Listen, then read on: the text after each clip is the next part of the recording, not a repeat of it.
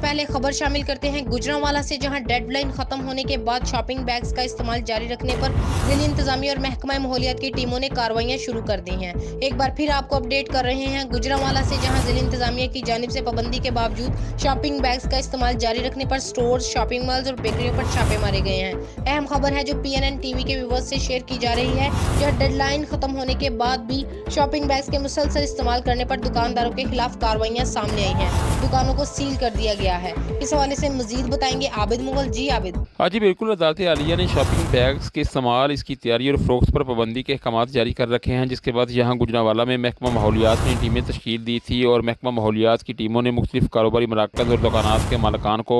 500 notice जारी किए थे और दुकानदारों को शॉपिंग बैग्स का इस्तेमाल तर्क करने के लिए 7 दिन की डेड लाइन भी दी थी, मगर दुकानदारों की जानब से महकमा माहौलियात की तरफ से दी जाने वाली डेड लाइन को हवा में उड़ा कर रख दिया गया था, जिस पर डिप्टी कमिश्नर सुहेल अशरफ के हुक्म पर असिस्टेंट कमिश्नर उस्मान सिकंदर, सारिया हैदर और डिप्टी डायरेक्टर माहौलियात उमर अशरफ ने हाई कोर्ट के हुक्म पर अमल दरामद करवाने के लिए शॉपिंग बैग्स का इस्तेमाल करने वालों के खिलाफ कार्रवाइयाँ की हैं और इन कार्रवाइयों के दौरान 30 से ज़ायद शॉपिंग मॉल, सुपर स्टोर और बेकरियों को सील कर दिया गया है और कार्रवाइयों के दौरान मज़ाहमत पर मतअद्दिद दुकानदारों को गिरफ्तार करके इनके खिलाफ मुकदमात का अंदराज भी करवा दिया गया है। जी।